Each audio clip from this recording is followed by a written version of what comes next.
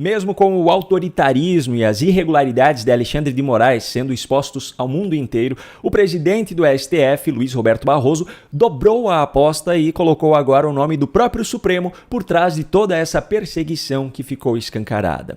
No vídeo de hoje eu vou mostrar para você todos os detalhes dessa história, mas antes preciso falar sobre outra coisa que também tem ficado cada vez mais escancarada. O trabalho sujo dos pseudo-jornalistas da Globo News fazendo campanha política travestida de jornalismo para influenciar os eleitores, agora principalmente em São Paulo. A militância política dentro da emissora ficou tão fora de controle que agora até mesmo violência é relativizada, dependendo de quem foi o autor do ato. Quando o assunto do debate era a agressão praticada por um assessor de Pablo Marçal, o que aconteceu no debate promovido pelo Flow na última segunda-feira, o posicionamento dos pseudo-jornalistas da Globo News era muito claro. Essa era uma selvageria inaceitável. O agressor deveria ser preso. Esse rapaz tem que ser preso. Cometeu um crime.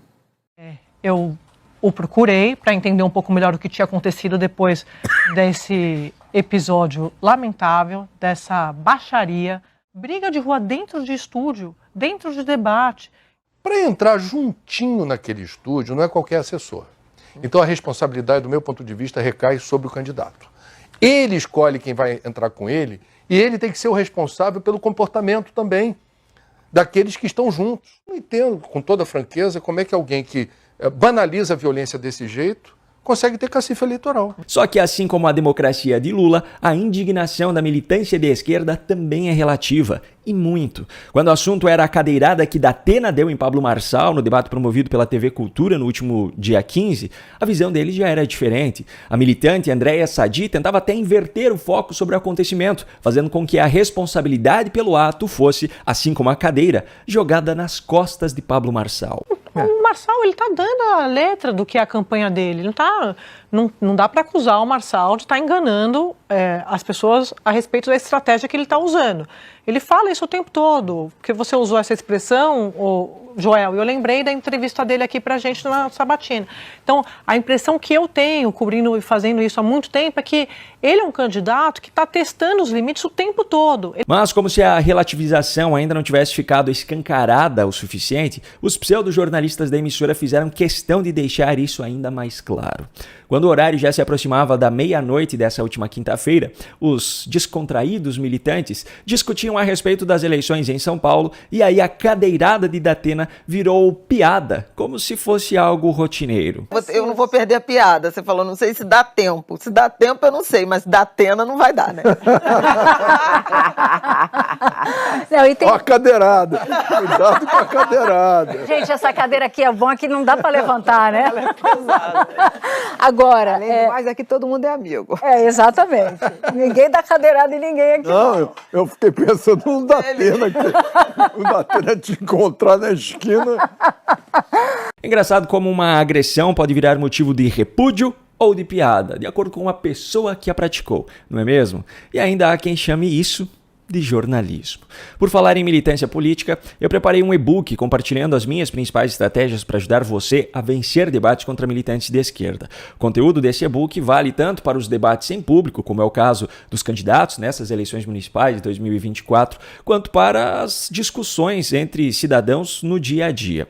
O link para acessá-lo, se você estiver assistindo aqui no canal Paulo Baltokowski no YouTube mesmo, está aqui na descrição do vídeo. Se você estiver assistindo na TV Flórida ou em outro lugar, basta digitar no seu navegador esse link que está aparecendo na sua tela.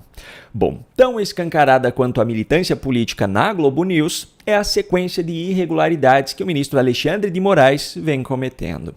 Obviamente não sou eu apenas que digo isso. Inúmeros juristas muito conceituados, como é o caso de André Marsiglia, por exemplo, já provaram as irregularidades diversas vezes praticados por Moraes, especificando que parte da legislação estava sendo violada.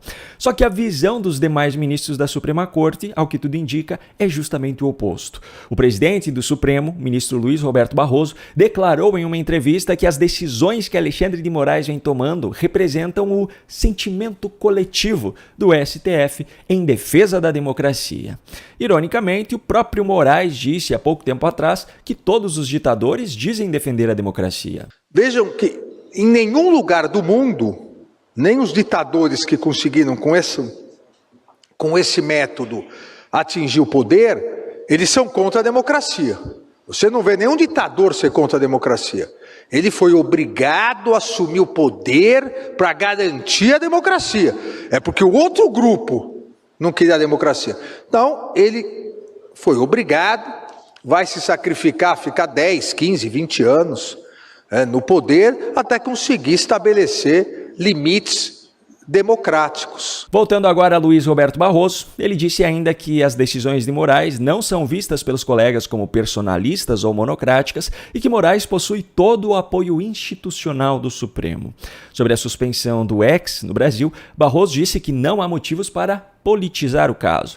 Vale lembrar, inclusive, que a empresa apresentou, nessa última quinta, todos os documentos solicitados por Moraes, mas o ministro ainda não permitiu a volta da rede social, até o momento com a desculpa de que os seus representantes agiram de má fé. E sobre os processos de impeachment contra Moraes no Congresso, Barroso disse, abro aspas, é como um jogo de futebol, um time chuta a bola para um lado, o outro time para o outro, mas procurar impeachment é como expulsar um jogador do time rival, é um elemento não desejável. Fecho aspas. Agora eu pergunto, a expulsão não serve justamente para punir jogadores que cometam violações graves às regras do jogo e assim evitar ao máximo que novas violações sejam cometidas? Mas não é apenas essa pergunta que eu faço, não. Por que Barroso utilizou como exemplo times adversários em um jogo de futebol se os ministros da Suprema Corte deveriam representar a arbitragem? Quer dizer, então, que em vez de serem neutros e imparciais, como deve ser a postura de alguém nesse cargo, eles estão assumindo um lado nesse jogo? E sobre esse apoio institucional às decisões de Moraes, a situação é ainda mais grave.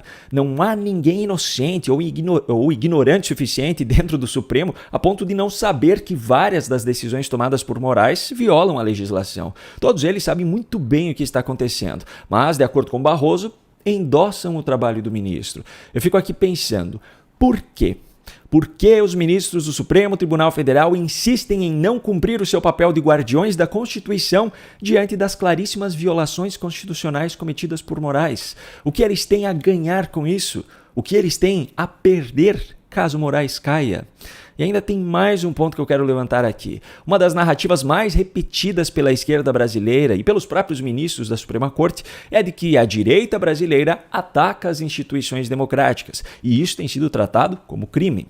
Eu sempre fiz questão de deixar claro nos meus posicionamentos que as minhas críticas não são direcionadas às instituições. Elas são direcionadas às pessoas que compõem essa instituição, pois é dessas pessoas que partem as decisões. Só que agora Barroso faz questão de institucionalizar as decisões tomadas monocraticamente por Moraes. Agora ele faz questão de dizer que as decisões de Moraes representam a instituição Supremo Tribunal Federal.